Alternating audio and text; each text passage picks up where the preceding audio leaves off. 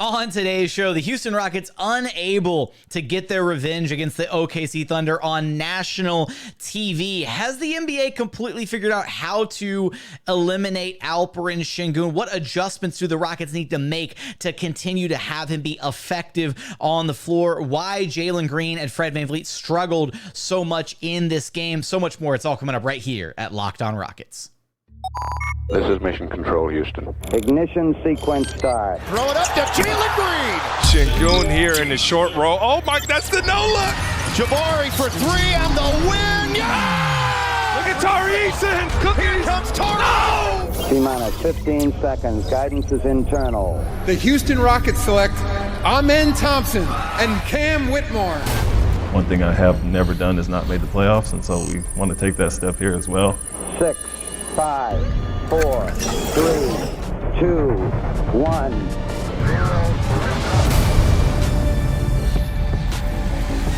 What's up and welcome to another edition of Locked On Rockets, your daily podcast home for everything Houston Rockets basketball. As always, I'm your host, Jackson Gatlin, native Houstonian and credentialed media member. I'm also the host of Locked On NBA Mondays. Be sure to follow along on Twitter at JT Gatlin. The show, of course, at Locked On Rockets, free and available wherever you listen to your podcasts, including YouTube. Now, today's episode is brought to you by FanDuel. Make every moment more with FanDuel. Right now, new customers get $150 in bonus bets with any winning $5 bet. That's $150 if your bet wins. Visit FanDuel.com/lockedon to get started. And as always, thank you so much for making Locked On Rockets part of your day every single day, whether it's on your way to work, on your lunch break, in the gym. Thank you for being an everydayer and making the show part of your day every single day.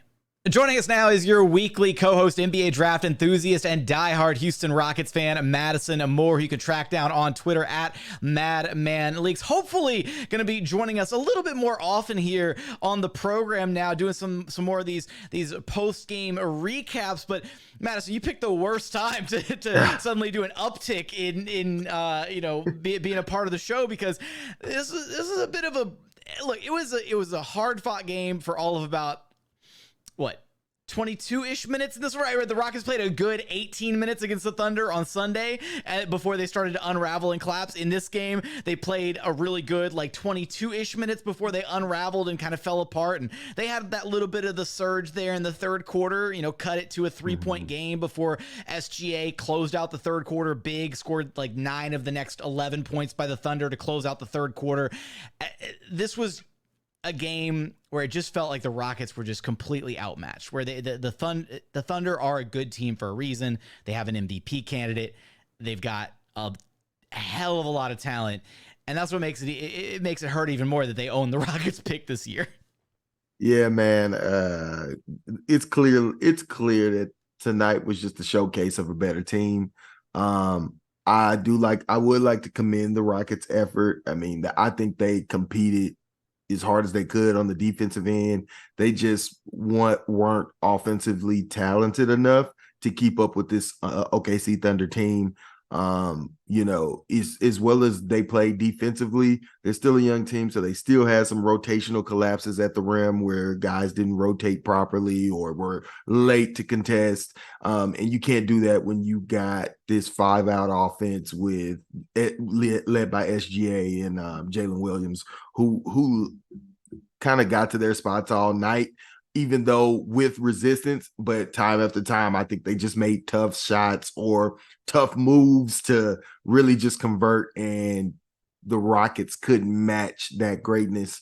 I think Alperen Sengun tried to match, but they clearly were sending triple and quadruple teams.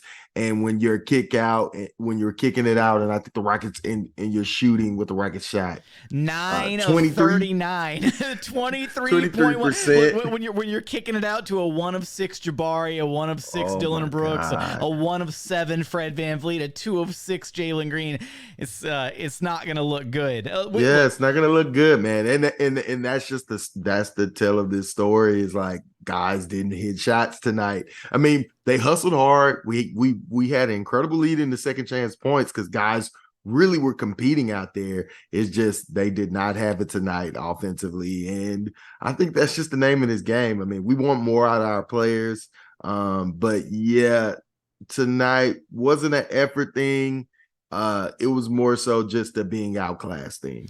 The effort was absolutely there. And I do think that this team has shown a level of resiliency to where even when they do feel like they're getting, up against better opponents, whatever, they don't give up. And I do respect that about this team. I don't think for any moment that Ime Udoka has like lost the locker room or any of that stuff. You still see these guys out there. They're still fighting hard. They're still trying to, claw their way back in this game, even though, things started to look really rough there at the end of the first half, right? And things weren't really going their way to start the third quarter. They kind of found a little bit of a groove there for a little bit, kind of cut the lead back down to 3. Again, before SGA just did SGA things. And this is one of those things where like, I just got to give props to the Thunder, man. Like they're such a good team, and watching the way that SGA makes it look so easy. This is not Locked on Thunder. You can go listen to my guy Rylan Stiles over at Locked on Thunder if you want to hear him wax poetic about the Thunder, taking this dub on national TV against the Rockets. First national TV game for the Rockets in like 47 years, and they take an L against the Thunder, unfortunately. Also, what's up with the late tip-off, man? Like, I appreciate the Rockets finally getting a national TV game, but what is this with them playing at 9 p.m. Central Time? This is ridiculous. I don't like having to do a West Coast game when it's in the Central Time Zone slot. Man, I'm just grateful, bro. I'm grateful we got some national TV love. Man, the halftime segment was a highlight on Sengun. It felt good to hear national pundits talk about this Rockets team, show Sengun a whole lot of love. I mean, I enjoyed it. I don't care what time it came on. I was going to stay up for it. But I feel you. Speaking of showing Sengun some love, even Shaq was like saying that he reminds him of a Pau Gasol type. And then even Shaq was like, I'd like to see him on a different team with some better talent. And I'm like, dang, oh, bro. Like, how are you just going to put it out like that? That was kind of funny from Shaq. But Shaq, he's got no filter on him. Yeah, no filter, dog. They just disrespected us, bro. But yeah, I mean, honest to God, I mean, I thought I really enjoyed hearing the TNT people talk. Typically, I don't. They don't really get into the X's and O's. But it's just been so long since we got that kind of shine, and it was nice to see it. And we really competed that. The first, what is that? 22 minutes. 22 minutes. Hey, look, I'm like, that's growth. No, 20. Madison, that's growth. That's progress, right? They had a good 18 minutes on Sunday. They had a good. No, I can't. Look. We're grasping at straws here, looking for some silver linings from this. But I genuinely do think, before we get into some of the frustrating parts of this game, right? Look, I will say that I think that Alperen Sengun responded in a big way after kind of what I think we would classify as a really disappointing, kind of a soft performance on Sunday against the Thunder, right? Where he just did not look like himself. He didn't look like the aggressive Alpi that we've become accustomed to. He was aggressive in this game, right? Still plenty of mistakes, plenty of things that need to be cleaned up. And we're going to talk about some of the adjustments that we'd like to see out of him, specifically the way that teams are game planning for him. All that. So we're going to get into that a little bit later on. But Alpi, a strong night, spearheading the charge for the Rockets, trying to at least 23 points, 11 rebounds, had 6 assists. Couple steals, couple blocks. Did have plenty of turnovers in that game. Five TOs, unfortunately.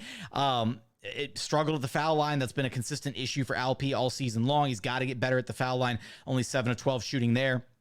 We're going to, kind of talk about the adjustments for him. I think one at least positive trend that we're seeing as of late with the Rockets, though, is they are, even though they're not a good 3-point shooting team yet, the offensive identity seems to have shifted to where Ime Udoka is now placing an emphasis on generating those threes. And that's at least an encouraging thing moving forward, because like you said, right, if some of these guys were just making some of their shots in this game, the fabric of this game is very different, right? Yeah. And I do think the process at times in this game was okay. There were plenty of shots that were maybe kind of so-so threes, but there were also lots that they were just missing, like straight up wide open threes. Like, I don't know how many times the Rockets actually did all the hard work to generate a wide open look, right? Getting the ball down to Alpi, ball movement, cutting, driving, touching the paint, kicking it out, and generating an open look, and then just clank, right? You just break. And those are the tough pills to swallow, because when you do all that hard work and then you can't convert on the shot, it just feels awful, right? And then the other team comes down, scores, and the deficit gets bigger. And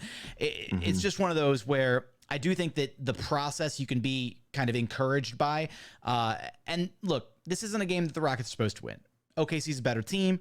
And when you had some of the lackluster performances that the Rockets did have in this game, makes it really hard to kind of overcome to ultimately try and pull out a win. But we're going to talk about some of those performances coming up here in just a moment. What needs to happen moving forward? We need to see, just better overall play from guys like Jalen and Fred, who really struggled in this game. We're going to talk about them. We'll get to some of the adjustments we want to see from Alpi and additional thoughts from this game. We're going to get there in just one moment. First, today's episode is brought to you by BetterHelp. Look, sometimes we all need the opportunity to get something off our chest, whether it's big or small. Certain things can really start to get to you, right? It's important to let that out, especially to someone who's unbiased when it comes to your life. And that's how therapy can help, whether it's something that happened at work, maybe you messed something up, or you had a disagreement with your boss, or maybe something in your personal life, right? Maybe with your partner or with a family member. It's important to be able to talk about these things. I've done therapy in the past, and I found it to be a really cathartic thing to just help me work through some of the personal stuff that I had going on in my life. Therapy can be different for everybody, though. And honestly, most of us have bigger problems than just our favorite sports teams and taking an L on national TV like the Rockets just did. But it's important to get things off of your chest every once in a while. So if you're thinking of starting therapy, give BetterHelp a try. It's entirely online, designed to be flexible and suited to your schedule. Visit BetterHelp.com/LockedOnNBA to get 10% off of your first month. That's BetterHelp, HELP.com/LockedOnNBA.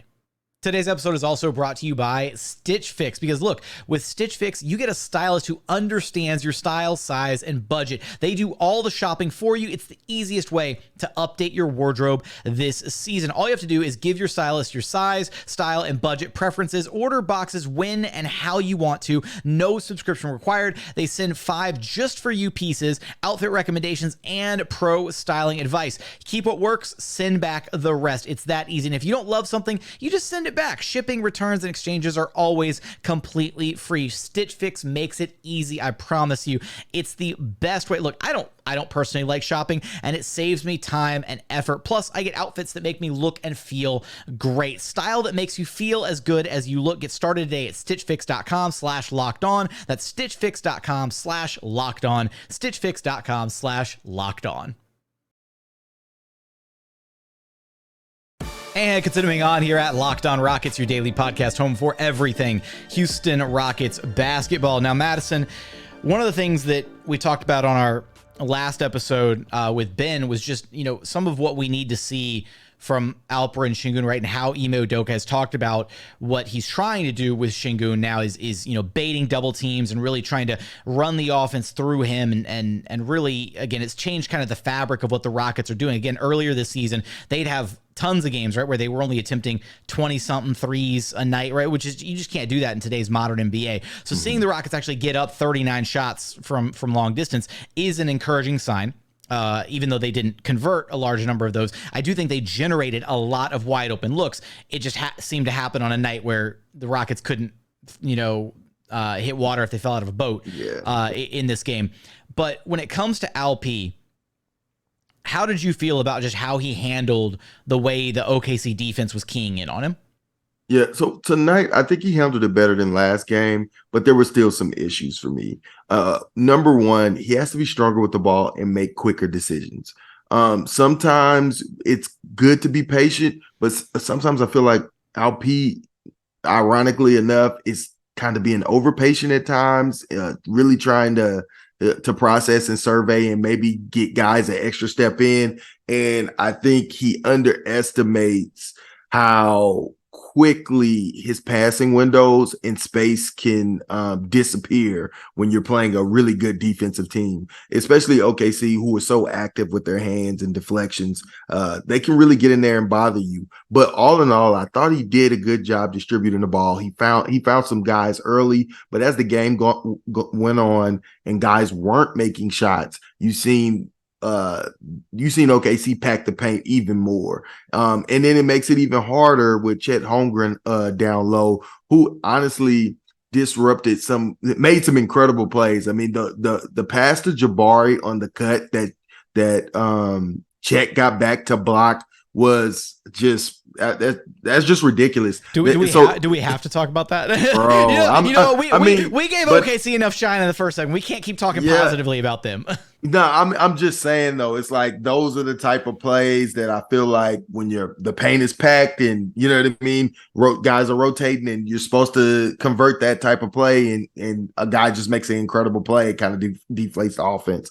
But yeah, I think Alperen Sengun is learning how to deal with this, but ultimately, number one, he has to get his jump shot. He has to get a jump shot because he has to be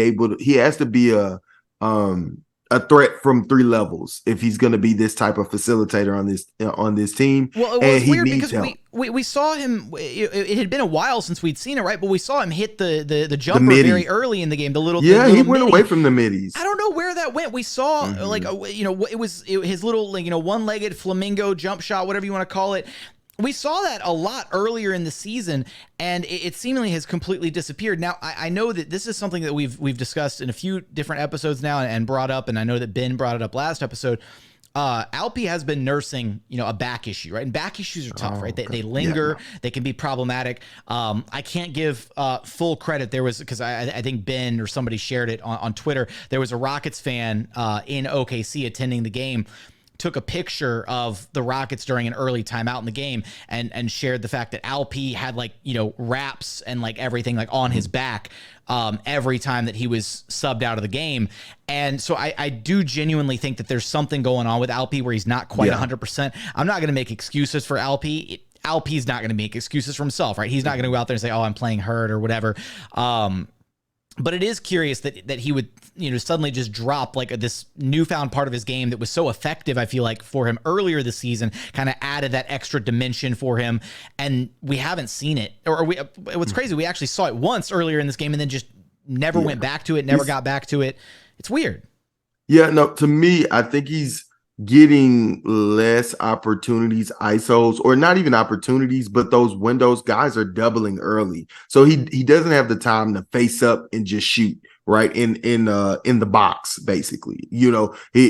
Guys are sending double and triple teams as soon as he gets inside that box. And as soon as he is a threat to score, he's getting a double and triple team. And I wonder if that is why he's just not having enough opportunities to actually take that midi. But that's why he has to add the 3-point range, because guys are not going to double him at the 3-point line. And that would allow him to be able to attack out of the triple threat as well as facilitate out of there. So it's just this is what happens when you become number one on team scouting report. This is what happens. And a lot of people talked about the different Rockets on our team and their struggles, and like Jalen or other players on his team. When you're number one on the scouting report, it gets different. And Alperen Sengun is surprising no one, nowadays. And guys are game planning for him, and it's making it a lot harder for him to actually be effective and be the scoring threat. And now that you say the back thing, I felt for a while that Alperen Sengun's finishing around the rim just hasn't been the same level as it was the first 30, 40 games. And I think that may be more due to the back issue. He just probably isn't that little, if it's bothering him any little bit, that can affect his touch around the rim and his focus. And to your point about, look, Alpi is the number one option, right? He's I don't know how many times we have to say it. He's the best guy on this team. Other team scouting reports, right? He's the number 1, 2, and 3 scout on the opposing team scouting report, right? Because this is the problem when you're so wildly inconsistent with the other guys, in that starting lineup. And you look at this game in particular, right? Fred, awful game, 2 of 11 shooting, 5 points. That's just terrible. Jalen Green, 6 of 17, 16 points. Look, I'll give him his credit. He had that little burst there in that third quarter, 9-point third quarter. He had that stretch where he had the tip in, which was nice. Then next play, he had a driving layup, got goaltended, that count the basket, hit a 3 off a kick out from Alpi. It was a nice little, 7-point sequence from Jalen Green there. But by and large, the rest of this game, some really awful play from him. Dillon Brooks, a really bad game in this one, right? Struggled early, had a couple fouls early on in this game that were, not so great. Only 7 points, 1 of 6 outside shooting. Yes. When you don't have the threat of consistent, consistent offense from the other guys in your lineup, this is what happens, right? Is the defense of the OKC Thunder were able to just completely key in on Alperen Sengun because they're not worried about the other guys. They know that they only have to stop one guy on the floor. And so that's why, while I'm not going to sit here and say that, well, I'm not going to sit here and make excuses for like the turnovers, the missed free throws. Yes, those are areas of Alpi's game that he has to clean up.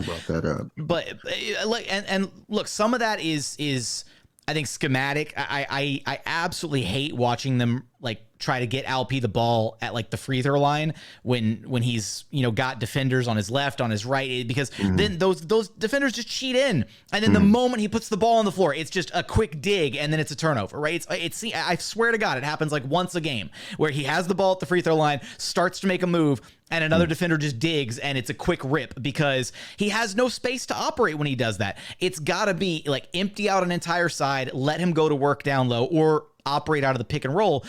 But, I struggle to place, a majority of the blame on Alpi because he's the best player. He's the best player, yeah. There's no blame. What we're talking about right now is the burden of being the best player. Yeah. And what it means to succeed as a young player when you're the best player on the team, and the ways you have to get better to continue to help your team. And that's what we're talking about. We're by no means bashing Alperen Sengun, but with great power comes great responsibility. Like as we quote Spider-Man, bro. Big quote.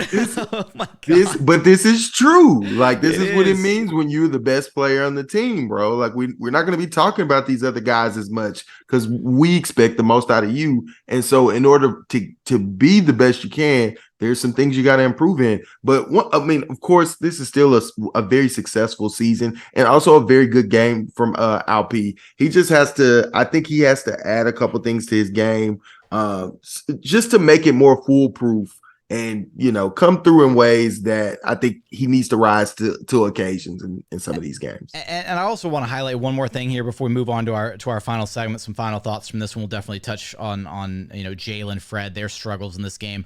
But and got to talk about Jabari Smith Jr. as well, who always plays with a chip on his shoulder against the Thunder. But I did like, we saw a few different plays with just off-ball action, right? Off-ball movement. It was a lot, actually. And specifically, there were multiple occurrences, and I want to highlight three of them very quickly, rapid fire here. But there was one play that Dillon Brooks missed a three, and then off the reset, Alpi got the board, and then Dillon cut off that reset, and Alpi found him for the cut, easy layup right at the rim, right? There was another play later in the second half where Jabari got, they were running a little screen action, Jabari and Fred, and then I think Jabari kind of slipped and Alpi hit him, on a cut towards the basket, and Jabari was able to, one dribble and then immediately go up and finish right there at the rim. And then there was another play. This one didn't result in a bucket, but Jalen kind of, juked out like he was going towards the three-point line and then cut back door, and Alpi got him the ball. Now Jalen got stripped, on the way to the basket.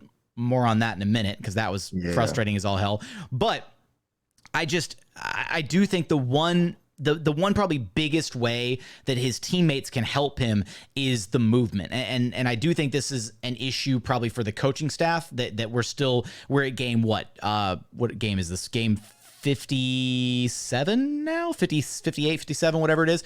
And we're still seeing a team that hasn't quite figured out that if you cut and if you move without the basketball, good things happen. And it opens things up rather than kind of the stagnating offense that we see on occasion. And so I do think that's an area that can kind of open things up and prevent teams from keying in so heavily on Alperen Sengun. Because if you're just standing motionless at the 3-point line, and the double team comes and starts crowding Alpi, or if you're sending a triple team at him, whatever, it's going to be really hard to find that outlet and make the right pass to the right guy. But if you have cutters flashing through the lane, if you have guys moving without the ball, then Alpi will be able to find those guys and make things happen. Or even if you find the guy who's cutting, the defense rotates over, great, then that guy makes the next pass, right? So then you've got the hockey assist. So it's just one of those things that I'm surprised that it's taken this team this long to be able to implement or get better at. And hopefully it's something that the coaching staff continues to, work on over these final 20, 30 games or so. But Coming up. Oh, go ahead. Before you move on, Yeah. I just like to push back on that notion because I think this team actually cuts a lot. I think because of their poor shooting and because a lot of their players are poor shooters, like they have no choice but to cut. And there is a lot of schemed cuts, but I think this team has grown as a cutting team. I just think the scouting report is to pack the paint, and it's hard to cut when everybody has a foot in the paint. There's often times where Alperen Sengun has the ball in the mid post, and somebody's cutting and bringing a third and fourth man into the paint. And I think this team is actually cutting. I just think the lack of shooting is allowing for it not to be very effective. And then when you go against such a good defensive team like OKC, there was often times in the first half where Amin would cut or somebody would cut, and they were all over it. They were actually prepared for that, because I do think this team cuts a lot and gets a lot of their buckets that way. And now I think teams are they know it's on the scouting report and they're now scheming for it. So that's all. I just push a little bit back on that. Okay, that's and that's fair. Maybe I'm being a little overly it's the hard. shooting. All right, and it does boil down to the shooting a lot. Look, we're talking about a very completely different game. If the Rockets even shoot like a semi-respectable percentage from three here, right? 23.1% is just not good enough. If they shoot even 30% from three, then we're talking about a team, a game that's a lot closer than the final score would ultimately dictate, 112-95. Coming up, though, we're going to get into our final segment here. We got to talk a little bit about Jalen Green, Fred VanVleet, Jabari Smith Jr., and any final thoughts that we come up with from this one. We're going to get there in just one moment. First, today's episode is brought to you by eBay Motors.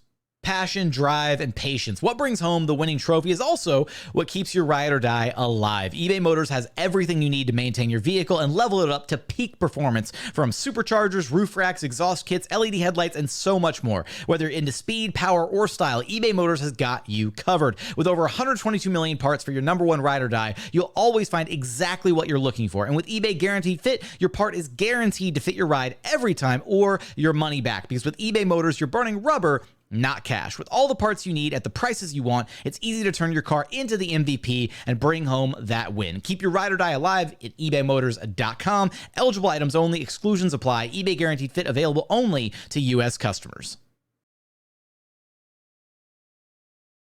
And final segment here at Locked On Rockets, your daily podcast home for everything Houston Rockets basketball. All right, Madison. This was a hard game to watch. For a variety of, it was a really fun game because it was competitive, right? And it was, even though the Rockets, were outclassed, they didn't give up. They fought back. They were still kind of very much in this game for a majority of it before OKC kind of started to finally run away with it there, especially in the fourth quarter. But seeing the struggles from Fred and from Jalen in this game just screamed like the Rockets just need, like, at this point, I really just don't know what to say, because Fred has been really good in his role this season, but it does kind of feel like at times he's very much like a one-trick pony for this Rockets offense, where he's really good at the one thing that he does, which is he runs pick and roll with Alpi. He can hit that pocket pass and get him set up. But then outside of that, man, he can't attack the basket. He can't finish anywhere in the paint. And if he's not knocking down his threes, he's not bringing you like anything offensively. So that's the issues with Fred. And then with Jalen, I don't know. And you know what? This isn't even just a Jalen thing. This applies to the entire team. I don't know what scouting report they looked at, but who in their right minds thinks it's a good idea to challenge Chet Holmgren at the rim?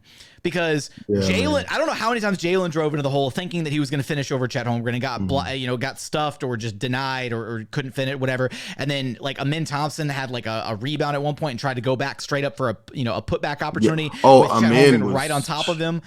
It was one of those where it's like, you can't challenge, you can't go over the top of Chet. You have to go through Chet Holmgren, right?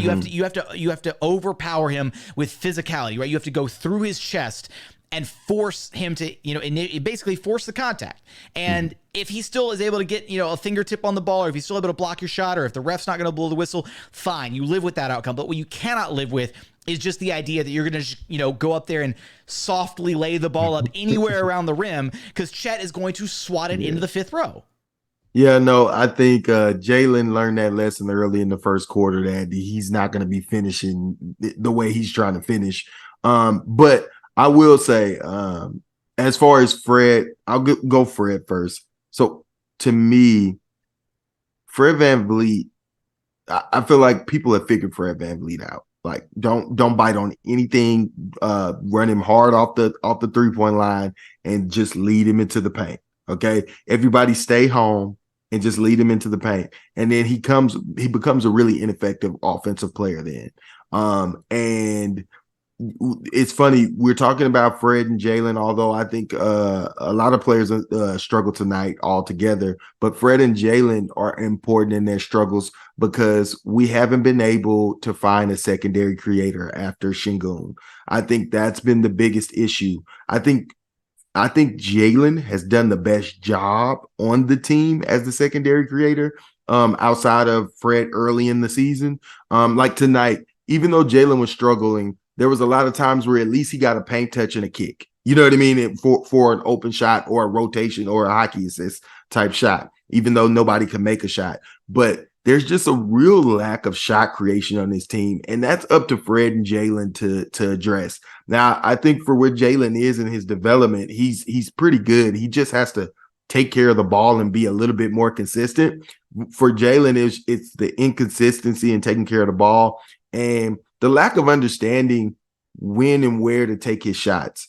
Because even though he had open lanes all night, he in the middle of the floor open all night, he only took one mid-range shot. And if you compare that to the way Jalen Williams and Shai, SGA scored a good bit of their points in the mid-range, and where they were targeting that spot on the floor, but that that brings Chet out of the paint, where now when you give him hesitation moves, he's gonna bite on them. And so there wasn't enough setting up the mid-range to bring guys up out of the paint for Jalen, so he can get to the paint. Now, with his speed and athleticism, he still was able to get into the paint and score in the second half. And I liked his second half aggression, but I thought he wasn't aggressive enough in the first half. But also, he didn't play that much in the first half. I felt like after he got taken out, he came back like the 4-minute mark. He was benched for over, I believe it was 13. I mean, I thought it was weird. I thought he missed shots, but I didn't think it was. I thought he also was passing the ball well, so I thought it was a bit weird. His first stint in the game was interesting because he was, I think he checked out. He was 1 of 5 or 1 of 6. He only hit a 3. He had the few drives to the rim. He had the few drives to the rim that got, that did not end well.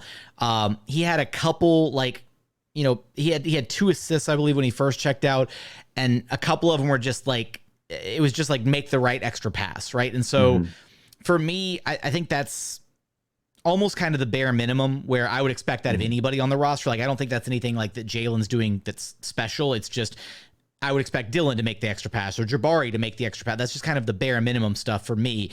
And so, and there were some points where, because of the Rockets and the way they were switching things and switching so many of the actions, where the defense felt really susceptible when you got Jalen switched onto SGA, right? Because Jalen on SGA that's a mismatch nightmare. There was, for example, there was one possession where Jalen was switched on the SGA, got beat early. Dillon had to help the moment Jalen got beat, and then it led to a wide open kick out 3. So to prevent that from happening, I think Ime decided to roll with other guys, right? A combination of other guys. And Ime ran some interesting lineups in this game. I think the one that I thought that was the most interesting was where he ran Jeff, Sengun, and Jabari all at the same time.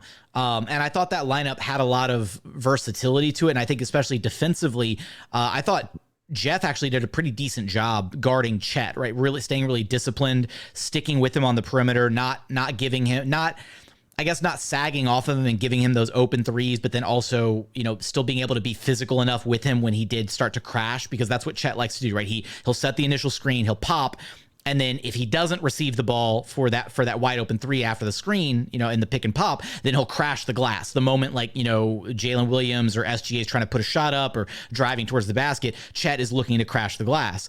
So I thought having that extra physicality in there was important. But I don't know, man. Like, it's just, I really don't know with Jalen. It's just tough because I feel he struggled. I mean, to me, I think it's very simple. So many people struggle in this game, though. Like, but for me, Jalen. To me, the biggest issue is Jalen has struggled to put the ball in the hoop, and that's just point blank. Period. I think he's gotten better at everything else in his game except actually scoring. I don't think he's a good shooter. I don't think he's good at anything offensively that requires the ball to go in the basket. You know what I mean? He's not good at drawing fouls. He's not good at finishing at the rim. He's not a good shooter, right? But he brings he's improved as a playmaker, number one. And I actually thought he was pretty good defensively in the second half. And who they decided to hunt in the second half was Fred VanVleet. I mean, there were so many times where a guy like a Cason Wallace or a random, insert in random Thunder player who just got a kick out and just took him off the dribble, and he was too small and the rotation was too slow. I mean, there was a lot of issues with our backcourt tonight. But like more importantly, though, for me, I expect more out of Fred VanVleet. He's the guy we're paying, $1 million. He's getting paid $4 million some dollars, right? Yeah. That's the issue is I think, Fred let this team down in this game. I think he'll be the first guy to say that.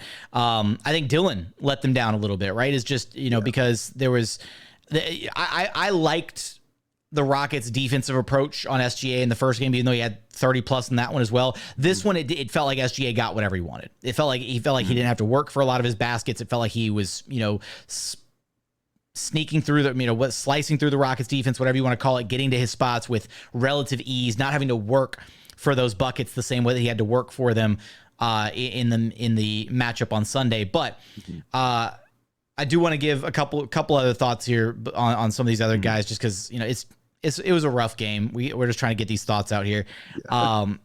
Quick shout out to Cam. Comes in off the bench. He had a quick 5 points. Had some nice buckets, but then there was just, especially in the second half, man, it felt like, especially when there was a point where OKC's defense, it felt like they dialed up, and it felt like it really started to bother certain guys. Like, I remember Cam had that one play where OKC was so dialed up on defense that it wound up being like Cam had to dribble into a back and forth crossover, and then a three that I don't even think he drew iron. It was just a backboard brick, and it was not a good looking shot. But it's because that's the kind of defense that OKC was playing in this game. But he had his points off the bench. The guy that I'm a little sad we didn't spend more time talking about this as far as one of the positives from this game, Jabari Smith Jr. 18 points, 13 rebounds, another strong double-double from him. Only 1 of 6 shooting from outside, but that also means that inside the arc, he was 6 of 10 shooting. And I do think one of the positives from this game, right, he had that strong cut that he was fed by from Alperen Sengun. He had some movement kind of shots in this game, right, where he's coming off movement inside the three-point line. And I do think that's an area of strength for Jabari, where if he gets moving inside the three-point line and then can get a quick pass and one dribble pull-up, whatever, that's an area of strength of his that he can really build on. And I would like to see the Rockets kind of consistently go back to that, especially when they have these periods where they just go into an offensive drought, right? They had an offensive drought from the end of the second quarter into the start of the third quarter, where for a little over 5 minutes of game time, they didn't have a single field goal. And, having a guy like Jabari who can basically get his shot over anybody that he wants to, right? Except for maybe Chet, if Chet's the guy checking him, just let him get the ball, right? Run him off a quick screen, and just quick pass at the elbow and let him pull up, whatever.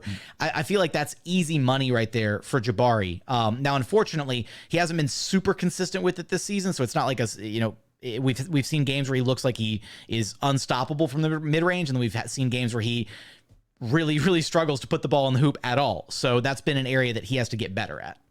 Yeah, for me, I thought Jabari had another strong game. He rebounded well. I thought he was aggressive. I thought he was really good switching on defense. Man, there was some really good plays One is when he switched on to Shai, and then he actually played him so well off the dribble that Jeff Green got the block. I thought that was just excellent, stellar defense from our 4-man, right? I thought he was aggressive inside the arc. I thought the same way I talk about Jalen, like knowing your spots, that's one thing Jabari knows. He knows his spots on the floor and he understands them well. And that's why he often shoots a high percentage. And even in his shot creation reps, he knows his mid-range shots that are money, and he made them. The one mistake I thought tonight is why he had 1 to 6. I mean, why he went 1 of 6 from the 3-point line is there was a lot of times where Fred VanVleet would kind of survey and go through the paint, but everybody stayed home and he just have to kick it out to the guy who was available to catch the ball, even though they weren't necessarily open. And that was Jabari. Which is Jabari because he's taller than everybody else. Yeah, right. So and then he'd fire a 3 with a hand in his face. That's not an open 3. And you could see it, and it affected his form every single time. And there were bricks. And it was just like, hey, bro, like, put the ball on the floor, get to your spot there. You know what I mean? So, but that was the only drawback, and I think he would have actually had a lot better game if he just didn't take some of those threes that he took. Yeah, look, this was one of those. It was even though it was a loss, I think it was competitive.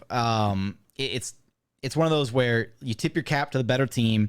It was frustrating for a variety of reasons, but I do think there were some silver linings in there. We tried to get to some of the positives over the course of this show. Hopefully you don't walk away like super depressed, because like I actually feel even a little bit better like after this. Like we were talking before we even hit the record button, like coming into this, I was like, man, I was like mad like coming into this because I felt like, and part of it's because I felt like the Rockets actually had played, despite some of their struggles, despite some of the offensive issues, the lack of shot making. I thought they were fighting and played well enough, and again, really like crashing the offensive glass, trying to generate those second and third opportunities offensively.